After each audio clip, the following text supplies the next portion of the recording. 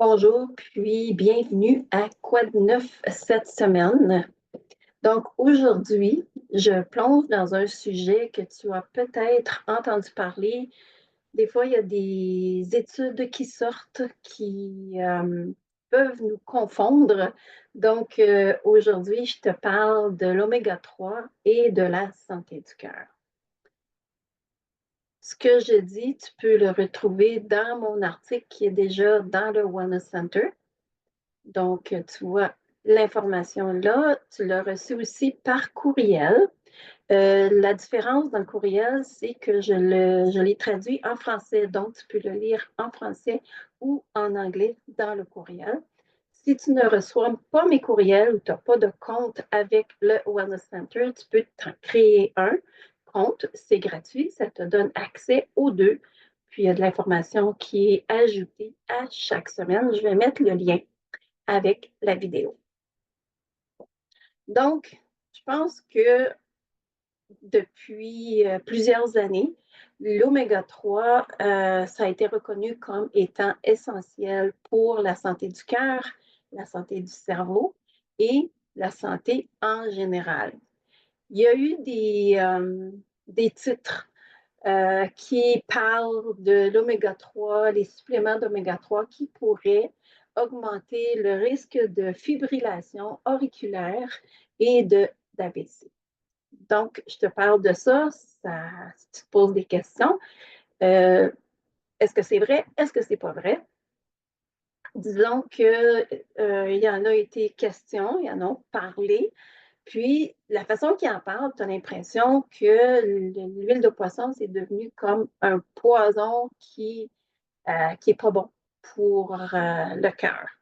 Donc, tu peux te demander, est-ce que je devrais arrêter de prendre l'oméga 3 ou est-ce que je devrais diminuer? Donc, la grande question, c'est ça. Qu'est-ce que je fais? La meilleure approche, d'après moi, c'est d'aller plus en profondeur. Les titres disent quelque chose, mais qu'est-ce que la recherche en dit? Et qu'est-ce que les titres ne disent pas? Donc, le risque comme tel, ben, est-ce que c'est vraiment un risque? Tu jugeras par toi-même selon ce que je te présente aujourd'hui. Ce que je te dis aujourd'hui, ça ne vient pas de moi, mais ça vient de d'autres recherches. Donc, euh, dans l'étude comme telle, ça parlait de la fibrillation auriculaire et de l'AVC. Ça s'appliquait comme pour ceux qui avaient des hautes doses, donc 4 grammes par jour ou plus. Puis, ce n'est pas tout le monde qui prend ça. Donc, est-ce que ça concerne tout le monde? L'autre chose, c'est que même si on en prend beaucoup, quelqu'un qui en prend beaucoup, ben, le risque est très minime, c'est moins de 1%. Donc, quand tu prends les choses en perspective, tu vois les choses différemment. Puis ça arrive comme 1%, c'est pas beaucoup, là. Il y a très peu de gens qui peuvent être concernés par cet effet-là. Si tu regardes en général, l'oméga 3, c'est encore une protection pour le cœur. En fait, l'oméga 3, ça a été prouvé que ça réduit le risque d'insuffisance cardiaque, de crise cardiaque et même de mort causée par des maladies de cœur.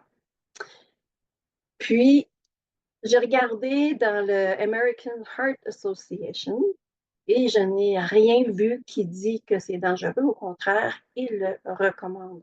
Puis, c'est une organisation, en fait, c'est la plus grosse organisation au monde pour la santé du cœur. Donc, je dirais que c'est une bonne source. Dans les médias, ce qui n'est pas dit, il y a des choses qui ne sont pas dites, c'est qu'il y a une étude qui a été faite qu'il analysait le sang des personnes qui avaient fait des arrêts cardiaques. Puis, un arrêt cardiaque, ça, c'est quand que c'est soudain, ça menace ta vie, là. C'est des insuffisances cardiaques qui peuvent causer la mort.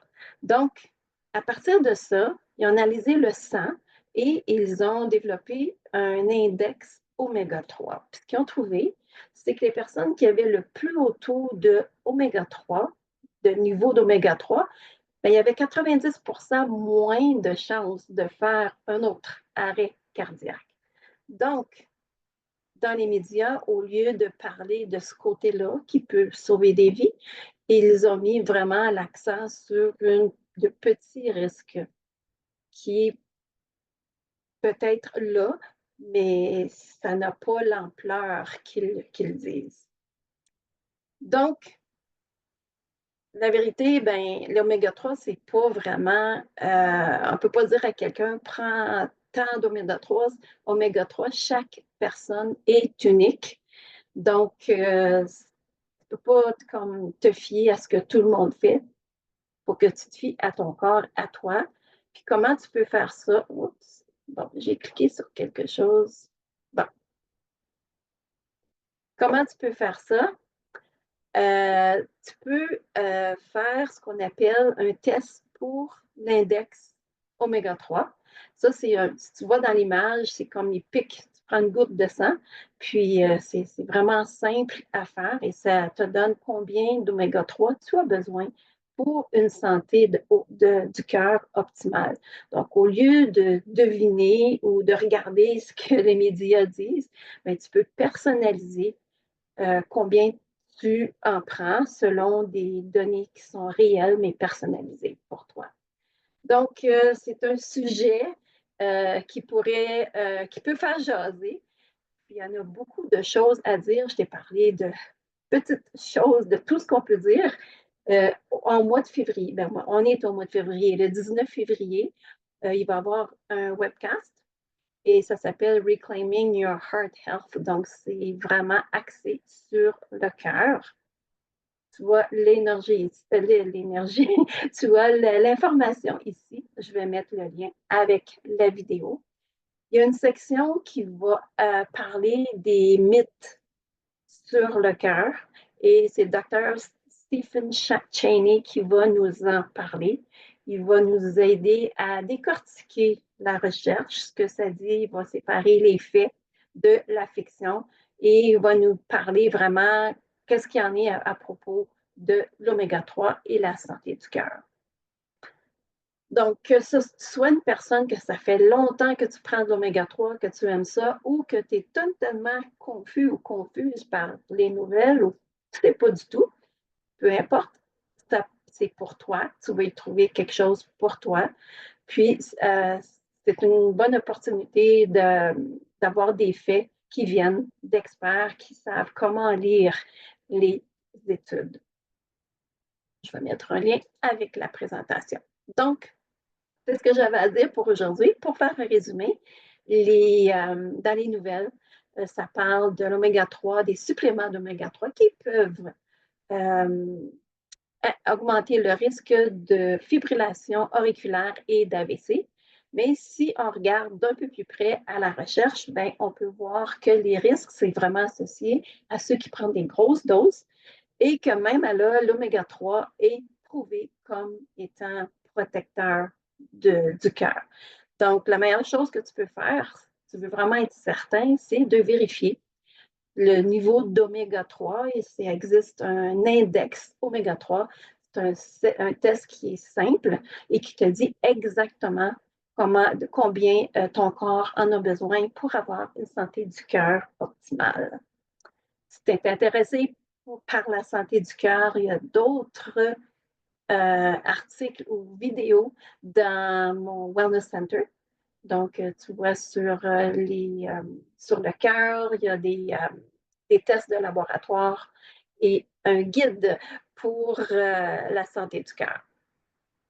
Donc, moi, mon but, c'est de t'inspirer à te prioriser pour prendre soin de toi, puis surtout dans une approche de prévention. Donc, je te parle de ce qui pourrait t'aider pour prendre des actions dans ta santé et dans ta vie de tous les jours pour que tu aies une vie optimale. Puis aussi, si tu veux qu'on parle de 1 à 1, je suis disponible pour ça. On peut regarder ce que tu peux faire pour ta santé à toi. Puis si tu es mieux en groupe, j'ai un groupe Facebook où on parle de santé, de recettes, d'environnement. Puis tu peux te joindre à nous.